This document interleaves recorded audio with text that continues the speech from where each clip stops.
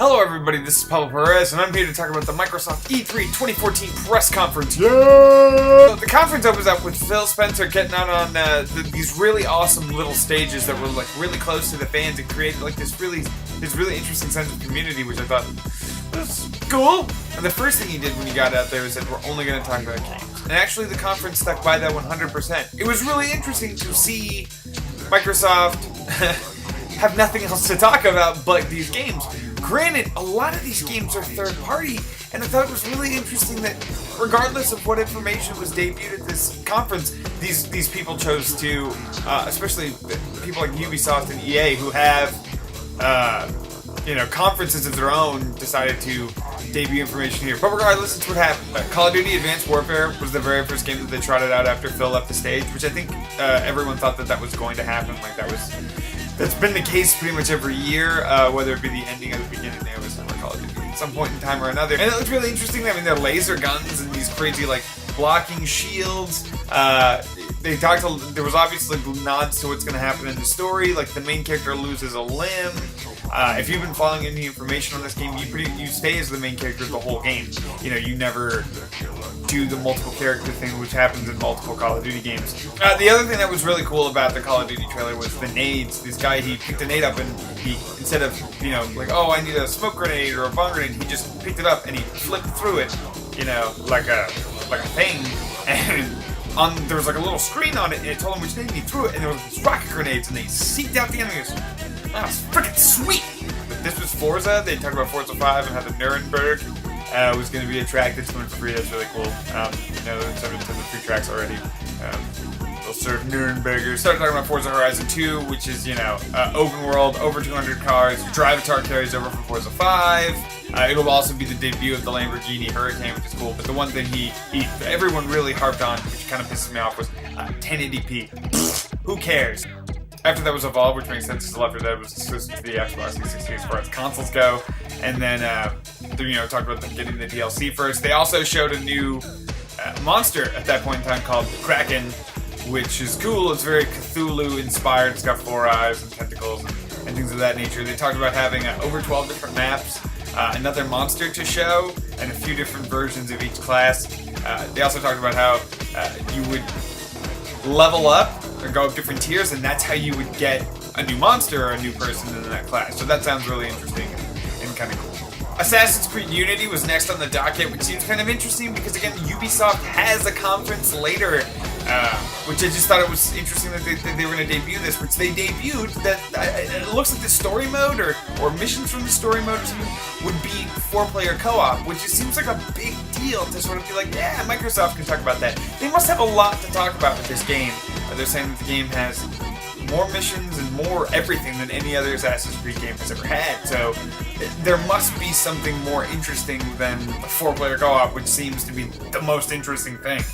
One thing about the conference that was really weird was it was broken up by these really like almost minute-long, less than, even in some cases, interjections from developers and celebrities and all these other people talking about classic games or hybrid games or dumb stuff that led you to believe there was going to be more about that, and there was nothing. I think it was a weird red herring almost, to be like, oh, we're going to talk about classic games. We're going to talk about mixing genres and mixing games. Like that was not interesting. I didn't like that. They showed off a Dragon Age trailer. Nothing much else than that. It comes out October 7th. Sunset Overdrive was shown off. The trailer was a CG trailer that was then followed by gameplay. But the CG trailer was fucking awesome. It looks like you were getting Battlefield, and then a dude kicks in through the wall, and he's all like, "Hey, cover mechanic, eh?" And then it just starts going around the room, wasting these dudes, just fucking killing them. And then he's like, and the coolest thing is they had these moments, very Scott Pilgrim, if you've ever seen that movie or read these books.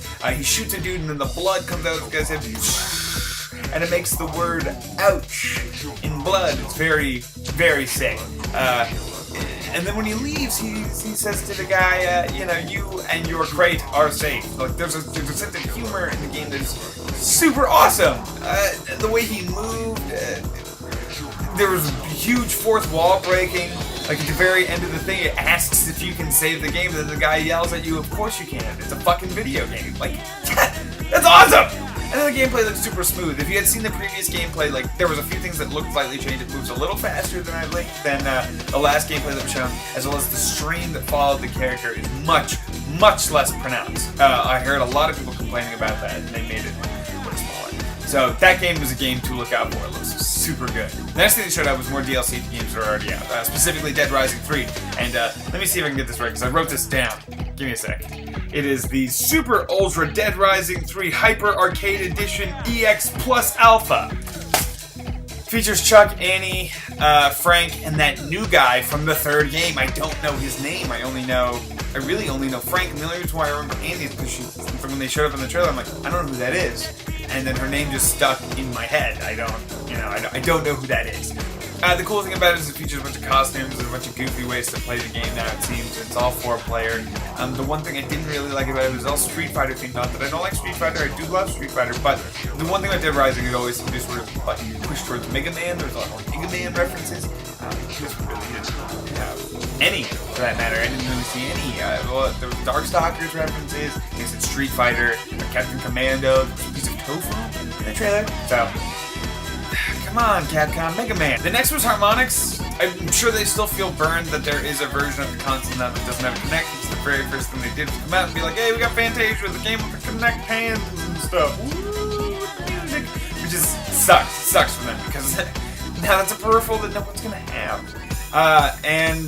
Same thing goes for the next game, which is the Dance Central thing that might get people to keep it. It's also, it comes out very soon. It's a downloadable title. All of this makes a lot of sense because they're trying to get people to keep their Kinect. You know what I'm saying? Like, as of today, you no longer have to buy a system that has it. And so they're trying to be like, as of today, you want to keep it. Or Fable from Liongate, it's totally not Fable. It's not Fable. It's Fable-like. I remember, do people remember Soul Calibur Legends on the Wii? That was not Soul Calibur. It had Soul Calibur-like things. It was closer to Soul Calibur than Fable Legends is, in my opinion, because you were playing Soul Calibur characters, but it's just, in my opinion, it doesn't look like it's going to be that interesting. There's this weird dynamic to it that seems kind of silly. It's kind of like Evolve, but not nearly as good looking.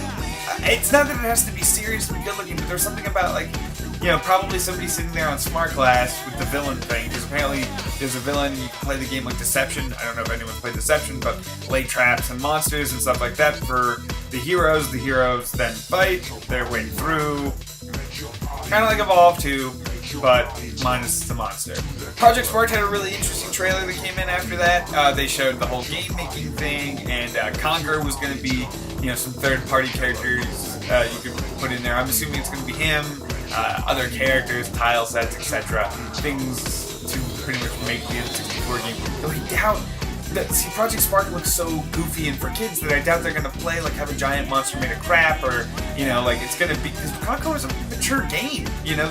This all of it seems very interesting, as well as like some reason to cause mad skepticism. So we're gonna wait and see on all of this. Listen, they showed off an indie game, but I'm gonna save that for after the Halo talk because they had a lot of Halo stuff. Let's say all the rumors came true. Halo Master Chief Collection, 1, 2, 3, 4, boom, all out there. 100 maps, 1080p, 60 frames a second, ding.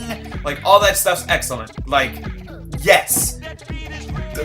Yeah. And they briefly mentioned Halo Nightfall, which was the live-action Ridley Scott Halo show, which sounds interesting enough, but who knows. But that all comes together in the Halo 5 Master Chief Collection. You get the 5 beta, you get the Nightfall, 1, 2, 3, 4, 100 maps, 1080p, 60 frames a second, and it's got 4,000 gamer score, which for us PlayStation gamers is 4 platinum trophies. Yeah, very awesome. That's super cool. That really incentivizes an Xbox One because you'll have, I'm assuming it's going to be $60. If it's more than $60, I mean, we're back to square one with the problems again. But we'll see. We'll see. I mean, blown it out before. But like I said, they had indie stuff. They showed off a game called Ori, which essentially you were like a blue ninja fairy thing. And I really don't know what it was. It was like a side scroller. There looked to be like some platforming elements to it. There was like a fat No-Face from Spirited Away walking around in it. There was like a cool big bird thing that the blue sea ninja fairy looked at. Like, it was very interesting and beautiful, but I don't know what that was. And then this was really, really exciting. The guys Playdead showed off their new game Inside, which, I mean, it has definite hints of Limbo. Like, the idea of like a dark, desolate world with like a sense of hopelessness to it was definitely captured in this super short trailer. It just, it feels dark. And there are all these like meat people walking in the back, and they just look like zombies, just like going to cattle. If you've ever seen The Wall, when the kids are just walking into the grinder, you kind of get the feeling something similar to people just walking in to be turned into other people's food. It's just disgusting, but at the same time it's very interesting. There were some people who thought they were more robotronic. I felt they were more cattle. After mentioning the two indie games, they had like a brief sizzle reel that showed off some games, and there was some really, really interesting stuff in there. I tried to sort of write down everything, but there were too many games and it was too fast, which is a good thing. But there were some that definitely caught my eye. Hyper Light Drifter, I think everyone's had their eye on it for a very, very long time. That game was super good. Below, some stuff that was really weird was like Threes. Like, I don't think that's gonna work on console, because it's just such a thing. I play on crapping. It doesn't seem like a console game. One that caught my eye and is one of those games I'm gonna have to play the second it comes out is Cuphead. Go look at Cuphead. That game looks so good. That game looks amazing. And that was pretty much it for indies. After that, I'm gonna go right for the neck on this one. It was Rise of the Tomb Raider, the Tomb Raider 2. I love how they opened with her being traumatized. She's in therapy. She's talking to her therapist. Her therapist is all like, you should get out and hang out. But as she's talking to them, they're showing like she's not like that. She needs to get out there and explore more. Like, this has changed her forever. She'll never be able to be a normal person, and I think that's good. Witcher 3 gameplay followed. Great. I mean, lends it out. It looks like the European version of Monster Hunter. You know, like, it looks great. Bring it to me. Okay, so this for me was the most disappointing part of the entire conference. Ken Lobb gets out, and I am literally tightening my butt cheeks getting ready to hear what characters are going to be in the new KI, or it's Season 2, you know, talk about the new ground-to-air combo mechanics, and how combo breaking is going to be different now in the air, and all those things. Talk about that. No. Phantom Dust. I don't even know what that is, and the trailer led me to believe there was a fighting game, but when I looked it up, apparently it's like a card battler. I'm like, and he briefly drops the TJ combo as a new character.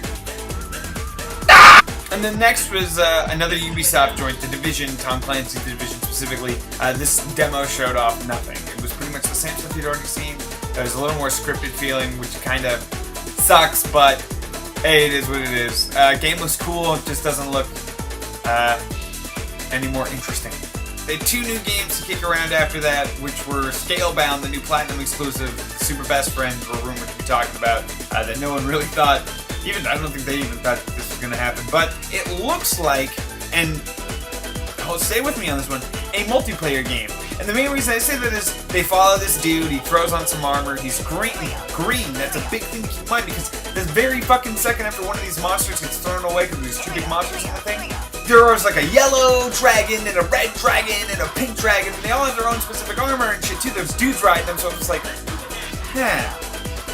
multiplayer. I bet you. That's like a big thing about games now. It's all multiplayer based. Everything's fucking multiplayer. Speaking of multiplayer, Crackdown was the last fucking game they showed. It looks cool, but it's just like Crackdown.